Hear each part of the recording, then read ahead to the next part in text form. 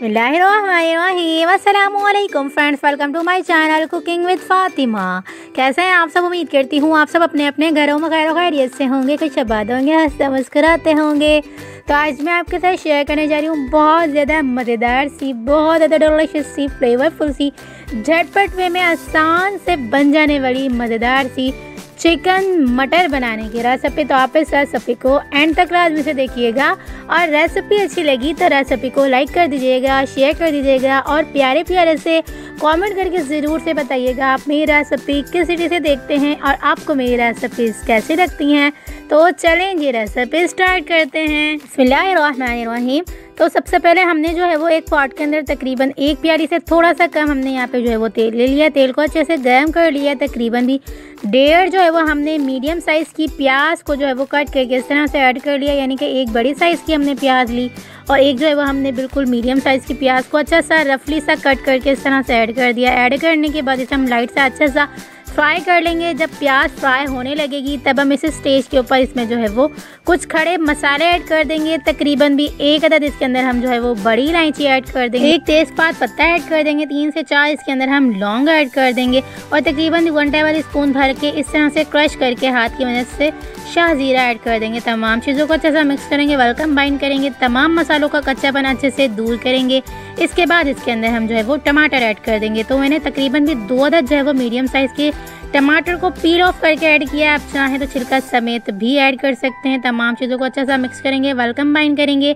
इसके बाद इसके अंदर हम तकरीबन भी 2 टेबल स्पून भर के लहसुन अदरक का पेस्ट ऐड कर देंगे। याद रखिएगा लहसुन अदरक का पेस्ट भी इसी स्टेज पर ही ऐड किया जाएगा। तमाम चीज़ें अच्छे से मिक्स करके ऐड करने के बाद अच्छा सा मिक्स करेंगे, तमाम मसालों का कच्चापन दूर करेंगे। इसके बाद इसके अंदर हम कुछ ड्राई मसाले ऐड कर देंगे। चंद मसालों से ही बहुत ज़्यादा अमेजिंग सी रेसिपी बन के रेडी होगी। एक बार इस रेसिपी को ट्राई करेंगे, यकीन करें इस रेसिपी के आप जो है वो दीवाने हो जाएंगे। अगर आपके पास बचे हुए मटर पड़े हों तो आप उस बचे हुए मटर से ही ये मटर चिकन बना के रेडी कर सकते हैं। तो यहाँ मैंने तकरीबन भी ½ kg के करीब ये सालन बना के रेडी किया था। आप अपने हिसाब से भी बना के रेडी कर सकते हैं। तकरीबन भी 1 टेबल स्पून भर के मैंने नमक शामिल किया, 1 टेबल स्पून भर के लाल मिर्च पाउडर ऐड की, 1 टीस्पून इसमें हमने हल्दी मसाला पाउडर ऐड किया, तकरीबन भी 1 टीस्पून इसमें हमने जो है वो भुना कुटा ज़ीरा ऐड किया। इसके अलावा इसके अंदर हम कोई मसाले ऐड नहीं करेंगे। लास्ट में हम जो है वो एक मेन इंग्रेडिएंट इसका ऐड करेंगे जिससे ये मसालेदार बहुत ज़्यादा चटपटा सा और बहुत ज़्यादा फ्लेवरफुल सा मटर चिकन बन के रेडी होगा। तो देख सकते हैं आप तमाम मसाले ऐड करने के बाद कितना अच्छा सा जो है वो कलर आ चुका है मसाले के अंदर।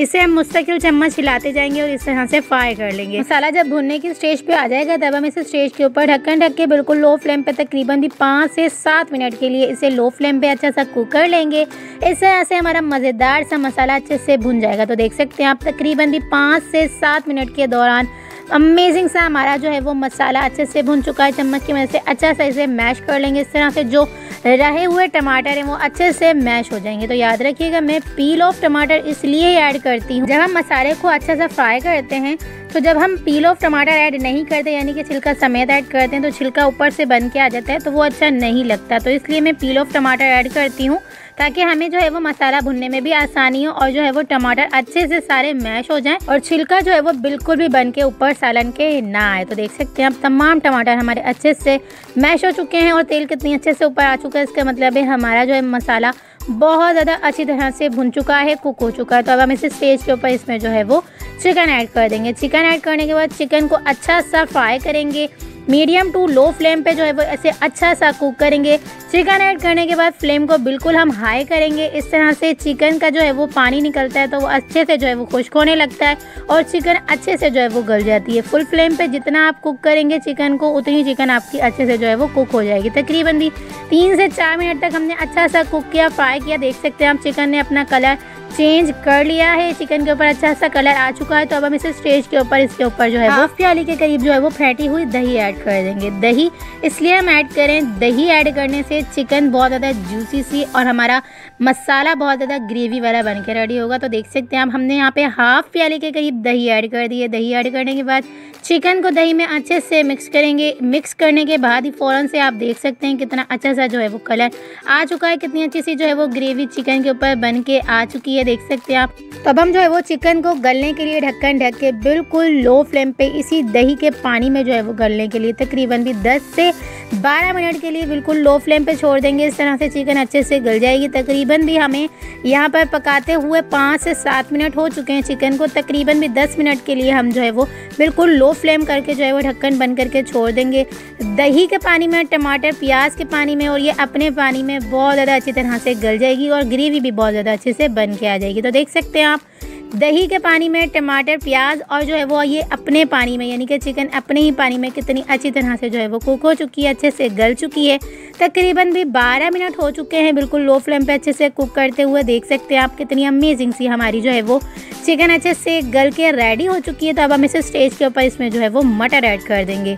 आप चाहें तो इसे स्टेज पर जो है वो साथ में भी ऐड कर सकते हैं चिकन के, लेकिन आप जो है वो चिकन को अलग से गलाइएगा और मटर को अलग से, क्योंकि मटर जो है वो जल्दी गल जाते हैं, चिकन फिर भी जो है वो थोड़ी सी देर से गलती है। तो देख सकते हैं आप, चिकन हमारी अच्छे से गल चुकी है। अब हम इसे स्टेज के ऊपर मटर ऐड कर देंगे। मटर ऐड करने के बाद इसे हम तकरीबन भी 7 से 8 मिनट तक दोबारा से इसे कुक करेंगे। इस तरह से दोनों चीज़ें बहुत ज़्यादा फ्लेवरफुल सी बन के रेडी होंगी, अच्छे से गल। देख सकते हैं आप, हमने ढक्कन बंद करके बिल्कुल लो फ्लेम पे तकरीबन भी 7 से 8 मिनट तक अच्छा सा कुक किया। इस तरह से हमारी जो है वो चिकन और मटर अच्छे से जो है वो गल चुकी थी। देख सकते हैं आप, मटर भी बहुत ज़्यादा अच्छे से गल चुकी है।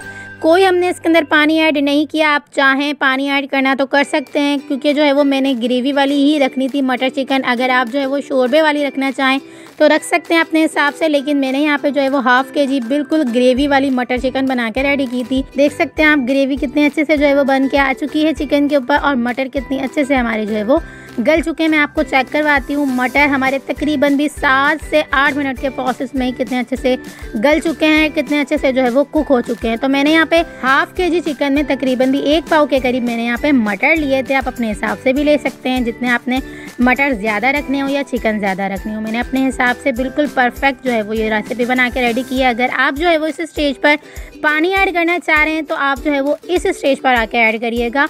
मटर के साथ बिल्कुल भी पानी ऐड नहीं करिएगा। मटर को अच्छे से कुक करने के बाद इस स्टेज पर आके आप जो है वो पानी ऐड कर दीजिएगा।